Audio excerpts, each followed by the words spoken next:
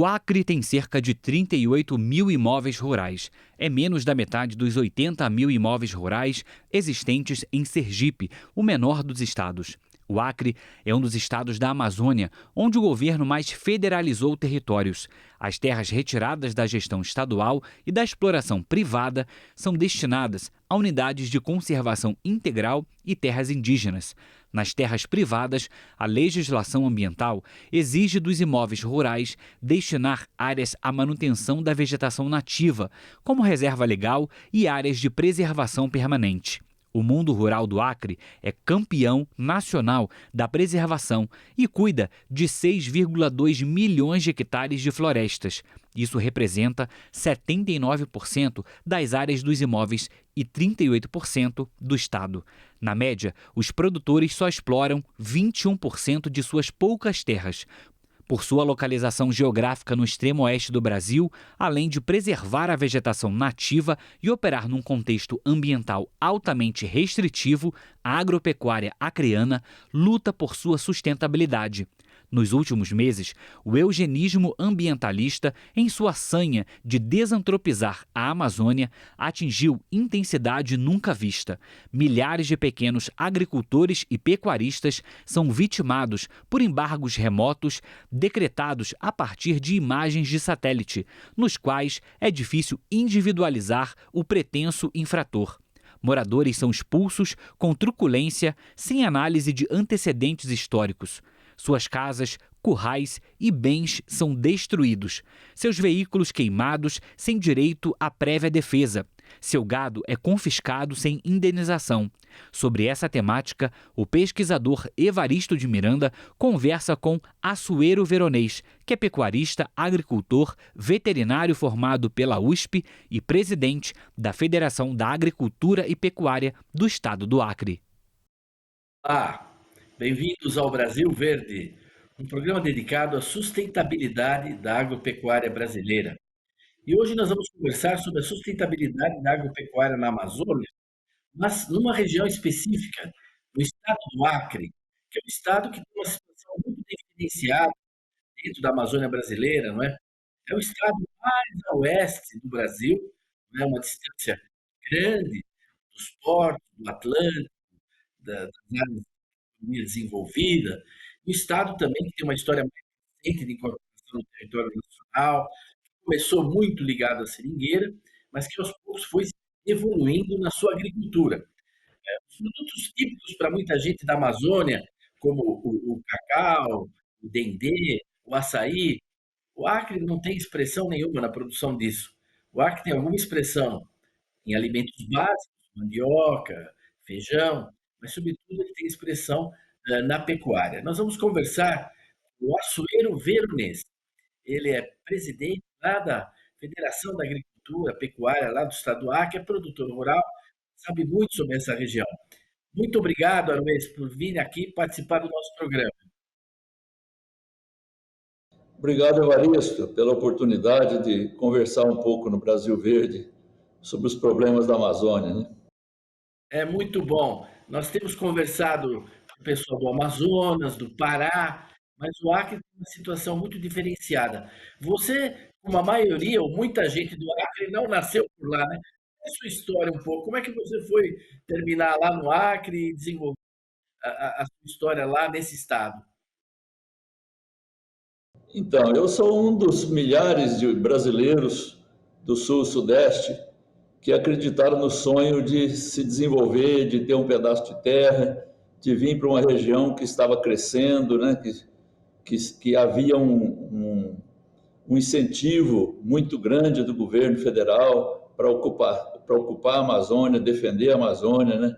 Era o lema de integrar para não entregar. Então, eu sou um desses da década de 70. Eu sou nascido em Igarapava, aí no estado de São Paulo, na região norte do estado, e fui trabalhar, e depois, com 18 anos, fui trabalhar e estudar em São Paulo, capital. Fiz medicina veterinária lá na USP, e assim que me formei, eu vi essa oportunidade de vir para a Amazônia, de me integrar nesse processo migratório super importante que estava acontecendo.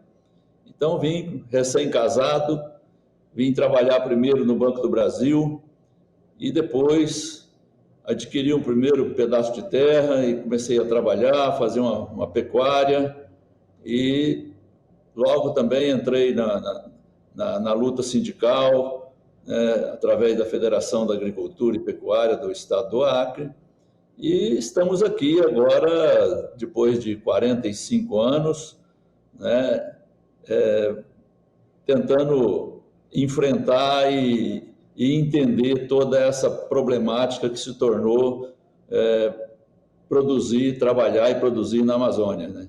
O Acre não é diferente, o Acre tem toda uma história que foi marcada pela questão de Chico Mendes, depois Marina Silva, todo esse processo que politicamente prejudicou muito o avanço das atividades produtivas aqui no estado do Acre. O Acre, para se ter uma ideia, tem apenas 15% do seu território desmatados, né? Embora tenha uma vocação para a agropecuária extraordinária, solos muito férteis, clima melhor ainda. Então, essa é a vocação do Estado, né? Por mais que tenha sido tentado outras atividades, mas ainda nós estamos engatinhando com a questão do café, que está entrando agora com bastante força para os pequenos produtores, mas outras alternativas não funcionaram. Então, nós começamos a assistir todo esse processo de tentativa de inibir as atividades produtivas, transformar todo o estado em áreas de reserva, áreas indígenas, e nós assistimos também nesse processo, muito depois do que eu vim para o Acre, a essa mudança na legislação, estabelecendo 80% de reserva legal para cada propriedade. Convenhamos que há um número extraordinário de negativo, né, inaceitável, mas tivemos que engolir essa determinação, essa regra, e que certamente prejudica muito os produtores e muitos deles, conforme o caso, os coloca numa situação de criminalização e coisas desse tipo. Quer dizer, Assuero, para quem está nos assistindo, às vezes o pessoal que mora nas cidades assim não tem noção, mas se você comprar, não é, uma propriedade lá de 100 hectares ou de 1.000 hectares, hoje no Acre, você só pode explorar 20%. 80% você tem que manter com a vegetação nativa em reserva legal. Isso é o que é exigido aí, não é? A pessoa compra 1.000, só pode usar 200. Se ela comprou 100, só pode usar 20, só pode trabalhar nesses 20. E mesmo nesses 20, ela precisa de autorização para desmatar, para fazer toda a sua atividade. Ela é muito controlada aí no Estado. Quer dizer, o Estado tem esse histórico. Agora, é um pouco paradoxal, né? Se você permite, queria provocar. Quer dizer, o Estado do Acre é do Brasil graças à presença humana. Isso não é verdade no resto da Amazônia, mas no Acre sim. Não é? Foram os seringueiros, o pessoal que ocupou isso, existe toda uma história, não vamos recapitular aqui, que levaram até um conflito com a Bolívia e no fim a um acordo, né? E o Brasil incorporou tardiamente até todo o estado do Acre, que não era do Brasil, não era do Brasil. Graças à presença dos brasileiros. Quer dizer, a presença humana que tornou o Acre parte do Brasil. E agora se quer limitar e até eliminar a presença humana do estado do Acre. Isso é a impressão que a gente tem, né? Sempre se diz que o Acre é o estado que escolheu ser brasileiro, né? Porque pertencia à Bolívia. E tem todo, como você disse, tem uma história bonita de conquista desse território para os brasileiros que foram ocupando essa região ainda quando era da Bolívia, e quando se viu, os brasileiros estavam aqui já produzindo, né? E isso acabou gerando um conflito que a diplomacia depois, pelo Barão do Rio Branco, acabou regularizando essa situação, e o Brasil, mediante alguns compromissos que depois não foram cumpridos também, mas o Acre ficou pertencendo ao Brasil. E é evidente que era uma região de muita produção de borracha, né? Então, os seringais, os chamados seringais, que é a região toda de floresta que tinha no Acre, estava ocupada por pessoas, por seringueiros que estavam ali morando nas suas colocações chamadas, né? E que desenvolviam essa atividade de extração do látex. E isso se deu até mais ou menos 1912, nessa época, quando se começou, depois que os ingleses levaram a semente da seringueira lá para o Sudeste Asiático, que era dominado pelo Império Britânico, né? E nessa época de 1912 para frente, começou a se produzir os seringais já cultivados. E claro que eram muito mais competitivos e praticamente quebrou essa região. Só depois, na Segunda Guerra, quando essa região do Sudeste Asiático foi ocupada pelos japoneses, parou-se momentaneamente de produzir o látex e voltamos a ter uma oportunidade de produzir até por um esforço de guerra.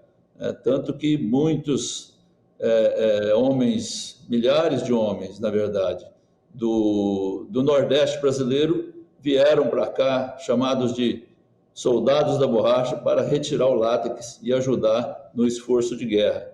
E, passada a guerra, novamente o látex já não remunerava mais, e quando foi na década de 60, final da década de 60, início da de 70, é que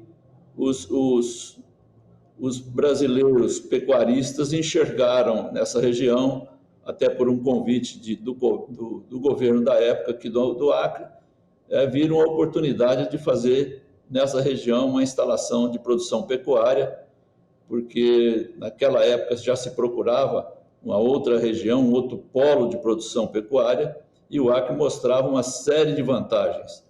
E por isso as terras do Acre estavam, grande parte delas, os chamados seringais, estavam em falência, hipotecados ao Banco da Borracha, na época, que é o Banco da Amazônia, e aconteceu essa grande migração de produtores para essa região. Não só os produtores pecuaristas, mas também o Estado brasileiro viu, naquele momento, uma oportunidade de trazer pequenos produtores em projetos de reforma agrária, de assentamento, especialmente na época da construção de Itaipu, da usina de Itaipu, onde muitos produtores foram retirados daquela região que ia se fazer o lago de Itaipu, foram indenizados e foram trazidos para a Amazônia para ter uma outra oportunidade de assentamento nessa região. E as pessoas que nos assistem, para ter uma ideia, o Acre é muito distante, né, do Brasil. Então, essa pequena agricultura nesses assentamentos, hoje o Acre, duas coisas que eu fiquei olhando a estatística do Acre, que ele produz com alguma significância para a Amazônia, ele produz 8, 9% da mandioca e da banana, né? Você fala, é uma coisa muito básica como alimento, ele é o terceiro produtor. Já no arroz, no feijão, no milho, em todo o resto, o Acre não chega nunca a 1,5%, 2%, não atinge nunca. E nessas culturas mais tradicionais que você vê no Pará, não é? O açaí, o dendê, o cacau, é zero. E o café também é zero hoje. Está começando alguma coisa, já que o vizinho Rondônia é um colosso em produção de café, né? Então, esses assentamentos de reforma agrária aconteceram, eu já tive a ocasião de visitar vários deles, né? Entre Rio Branco, Assis Brasil, em vários lugares, né? Bom, essas pessoas todas se instalaram aí, não é? E depois começa uma nova política, não é? A partir dos anos 2000, sobretudo, não é? Já no governo Fernando Henrique, em que esse pessoal começa a ser tratado como uma ameaça, não é? E aí uma série de discursos idealistas, né? Que vão produzir látex no Acre, que vão ter fábrica de camisinha, que vão produzir peixe, que vão produzir isso e aquilo. Nós acompanhamos projetos onde se gastou milhões e milhões, sem nenhuma viabilidade, tudo quebrado, tudo falido. Isso foi comprovado, mesmo a ideia da reserva extrativista. Você vê hoje, nesse momento, os produtores de borracha de São Paulo, de Minas Gerais, que são os grandes produtores do Brasil, estão com enormes dificuldades. Imagina um extrativista, né? Não tem chance alguma, né? Quer dizer, a chance de subsistência e de renda está na pecuária. Tanto que muitos seringueiros, nas reservas extrativistas, começaram a criar um pouco mais de gado, né? Para ter alguma renda, né? Poder viver. Então, a gente nota nas imagens satélite uma espécie de um queijo suíço, assim, furadinho, porque o indivíduo tem lá 30, 40, 50 cabeças de gado criando, não é? Isso foi um movimento que foi acontecendo para a sobrevivência das famílias. Eu tenho a impressão que foi isso que aconteceu, não é? Sem dúvida, sem dúvida. Essas pessoas que estavam vivendo ainda do extrativismo, mesmo dentro dessas reservas, como é o caso da Resex Chico Mendes, né, perceberam que eles não têm condições de sobreviver da atividade extrativista. Ela não é remuneratória. A castanha, que é hoje a que rende mais alguma coisa, ela tem uma safra de dois meses praticamente. Então, eles viram a oportunidade de fazer também a sua pequena pecuária, porque isso dá sustentação econômica, né? Sempre ele tem os seus bezerrinhos para vender, ele comercializa, e muitos foram aumentando essas áreas dentro da reserva Chico Mendes, por exemplo. Esse é o fato importante de se entender agora, para a gente não rechaçar todas essas mentiras que dizem sobre isso, essa ilusão criada em cima de uma atividade totalmente falida e sem possibilidade de regeneração ou de ressuscitar uma atividade falida. Então, lamentavelmente, aqueles hoje que têm o comando da atividade de preservação, os ambientalistas que hoje estão no poder, principalmente, alimentando muita gente, especialmente as ONGs que recebem seus dinheiros de seus países, né, especialmente da União Europeia, e acabam estabelecendo uma série de ações na tentativa de ressuscitar essa atividade, mas ela é impossível, ela é inviável. Do ponto de vista econômico, não funciona. Então, a reserva Chico Mendes hoje tem 120 mil cabeças de gado. E agora, nós vamos expulsar todas essas pessoas que estão lá, que estão vivendo lá há 20, 30 anos, as famílias, né? Muitos agora que foram expulsos de lá recentemente, que foi noticiado, são pessoas que fazem a referência aos pais, aos avós, que já estavam ali naquela região quando foi desapropriada essa imensa área de quase 1 milhão de hectares para a reserva Chico Mendes. É preciso que o Brasil conheça um pouco do que está acontecendo aqui e não pense que só o problema do ambientalismo, da preservação da floresta amazônica vai resolver o problema.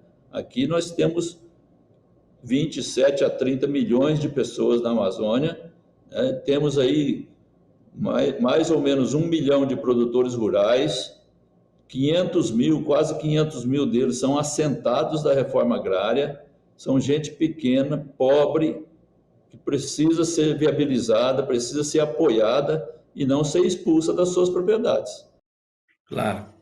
Açoeiro, nós vamos fazer um pequeno intervalo e nós já voltamos para entender melhor por que agora se intensificou essa ação, não é, ambientalista contra a agricultura na Amazônia e quais seriam os caminhos para resolver essa questão.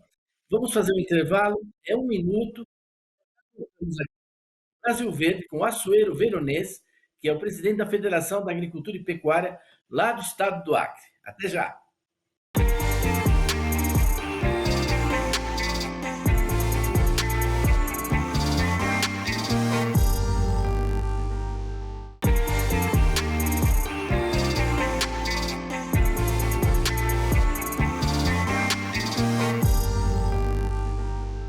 Olá, estamos de volta com o Brasil Verde, conversando com Assuero Veronese, presidente da Federação da Agricultura e Pecuária lá do estado do Acre. Na primeira parte, no primeiro bloco, ele explicou a história do Acre, a história da ocupação humana, como as pessoas foram para o Acre, garantiram esse território para o país, o desenvolveram em diversos ciclos econômicos e depois começaram a encontrar uma grande vocação na pecuária, inclusive nos assentamentos de reforma agrária, nas reservas extrativistas, etc. Mas isso, ultimamente, tem sido objeto de uma grande onda de repressão, com muita truculência, inclusive, por parte do ICMBio, do IBAMA, não é? Com autorização militar, com força policial, não é? Removendo as pessoas, destruindo casas, confiscando o rebanho, levando o rebanho bovino sem nenhuma indenização. Você pode dar para nós um pouco um quadro do que está acontecendo aí no Acre, mais especificamente? Evaristo, é exatamente isso que você falou. A Amazônia tem sido dita que potencialmente é a região mais rica do Brasil. Mas aqui mora a população mais pobre do Brasil. Os piores indicadores socioeconômicos estão na Amazônia. Os índices de pobreza na Amazônia é muito grande. Isso é inaceitável, já que nós estamos numa região que permite que a gente tenha produção agropecuária expressiva, a própria mineração, que não é nunca regulamentada. Então, o que se percebe pelo governo federal hoje é que a Amazônia não é para ter gente. Essa parece que é a intenção das pessoas. Você vê relatos aí terríveis de se assistir, difíceis da gente compreender como o poder público, o Estado brasileiro está fazendo isso com seus cidadãos, com as suas pessoas. Não, né? Então, ter regra é preciso ter regra, mas fazer o que se está fazendo é inaceitável. É inaceitável. Então, nós precisamos reagir a essa questão. Eu acho que grande parte dessa ação agora mais incisiva, mais pesada que está se fazendo, é para dar uma resposta, sim, à COP30, né? A COP30 está aí para acontecer e o Brasil tem uma série de interesses nisso, os ambientalistas especialmente, né? E acusam os produtores de serem os vilões do clima, né? São aqueles que destroem a floresta, que querem acabar com a floresta, quando a gente sabe que a Amazônia tem apenas 17% desmatada. Quer dizer, ninguém vai acabar com a Amazônia. Agora, essa repressão e a tentativa, inclusive, de regenerar a floresta que já foi desmatada, a gente está vendo esse tipo de proposta, é inaceitável. Aqui tem gente de brasileiros que vieram para cá com muita dificuldade, como eu já relatei. Quer dizer, então, é muita gente que foi desalojada lá no sul e que veio atrás de um sonho, né? E se instalou no meio dessa floresta, sofreu muito, perdeu entes feridos, entes queridos com malária e outras doenças.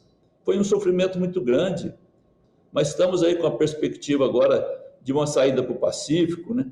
A China investiu pesadamente num porto aqui na costa do Peru. Isso tudo vai acontecer, isso a gente sabe que vai acontecer. Isso muda totalmente, né? Nós deixamos de ser o fim da linha para ser o começo.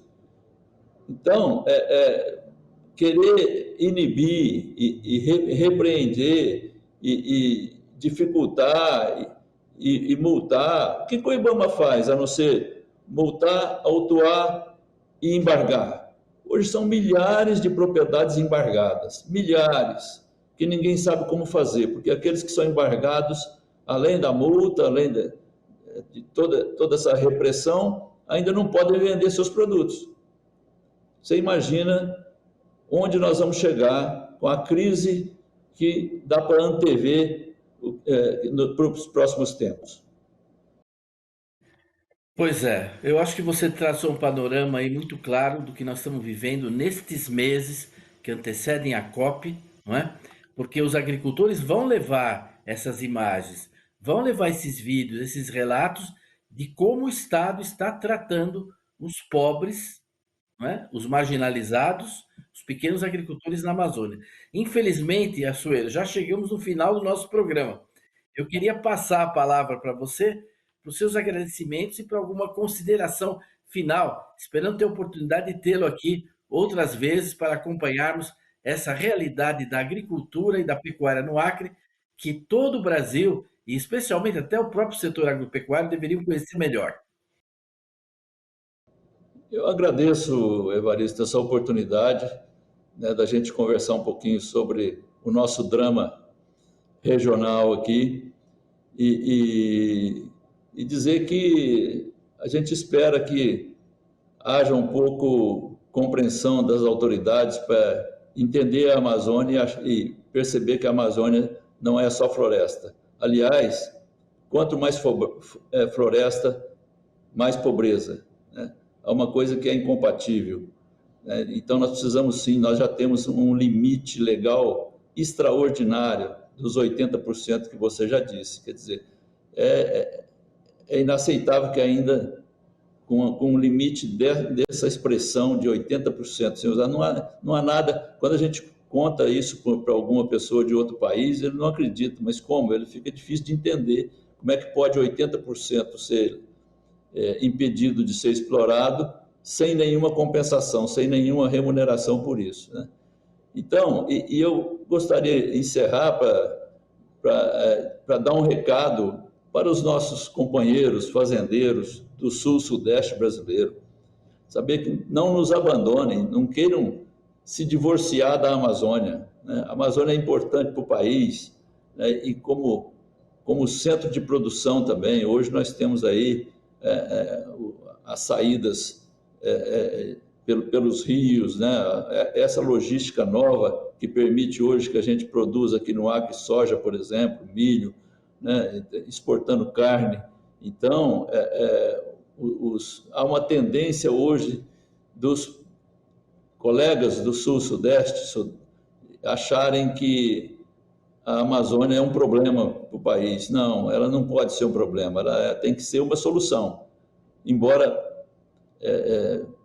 momentaneamente, a gente está vivendo um problema que precisa achar solução, e essa solução tem que vir pela política, tem que vir pela conversação, tem que vir pela negociação, e não da forma que o governo está tratando a gente hoje.